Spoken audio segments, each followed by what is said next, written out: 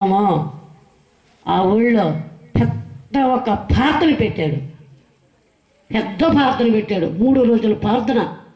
3 రోజుల ప్రార్థన పెట్టాడు ఆ ఊళ్ళో.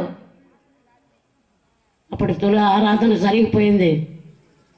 తులారాధన జరిగిపోయింది. కన్నెత్తి కూడా చూసిందాన్ని కాదు నేను.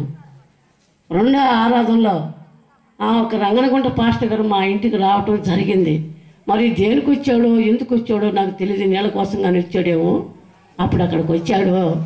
వచ్చిన ఏమ్మా నీకు నీ పరిస్థితి ఏమైనా నన్ను అడిగాడు. నాకు జరిగిన విషయం అంతా నేను ఒక రంగనగుంట పాస్టర్ గారికి చెప్పాను. చెప్పిన మాట అప్పుడు ఆయన ఏమన్నాడంటే, నువ్వు మనసు పూర్తిగా కానీ దేవుని కానీ నమ్మితే ఈ తక్షణమే నడుస్తాను అన్నాడు నన్ను. హల్లెలూయా చెప్పండి తట్టండి. హల్లెలూయా. దేవుని కానీ మనసు పూర్తిగా నువ్వు కానీ నమ్మితే ఈ తక్షణం నువ్వు నడుస్తావని చెప్పాడు. అప్పుడు నేనేమన్నానంటే, అయ్యా నీ దేవుడు నన్ను నడిపించలేని దేవుడు నీ దేవుడు నన్ను నడిపిస్తాడా?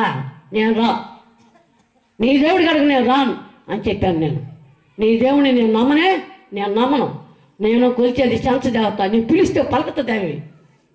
అటువంటి దేవుడు నన్ను మా దేవుడు నన్ను నడిపించడా? నీ దేవుడు నన్నే నడిపించేదని నేను అన్నాను.